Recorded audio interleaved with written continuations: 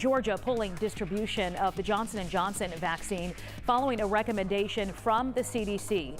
The FDA and CDC expected to meet today to figure out the best path forward. That's the advisory panel for the CDC. After reviewing 6 reported cases of a rare and severe blood clotting, all among women under 50 years old. One woman has died, another is in critical condition. These cases, 6 of them out of the nearly 7 million doses administered across the U.S.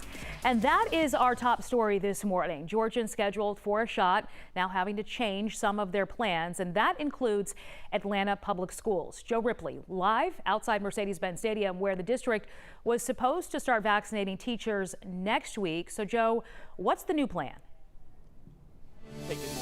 So those Atlanta Public Schools staff, teachers and faculty will still be able to get their shot today because of an event scheduled here at Mercedes-Benz Stadium. 9 o'clock, they'll start offering the Pfizer vaccine. APS had scheduled a vaccination event where they would have administered J&J vaccines, the Johnson & Johnson vaccines, next Wednesday. However, that event is now canceled. It would have been in conjunction with Walgreens. The FDA, CDC suggested to stop distribution of the Johnson & Johnson vaccine, as you mentioned, due to those 6 reported cases of rare and severe blood clots out of nearly 7 million doses of the Johnson & Johnson vaccine administered. Georgia public health officials say no cases have been reported here, and there are plenty of alternatives.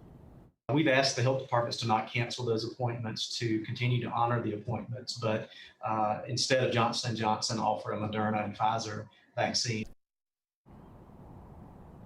Well, doctors say if you got the Johnson & Johnson vaccine more than a month ago, the risk that you'll suffer one of those rare and severe blood clots is very low. You'll want to check with your healthcare provider if you start feeling something out of the ordinary. But here at Mercedes-Benz Stadium, Atlanta Public Schools staff will still be able to get their vaccine shots today. The Pfizer version and walk-up appointments are available here at the Benz today as well.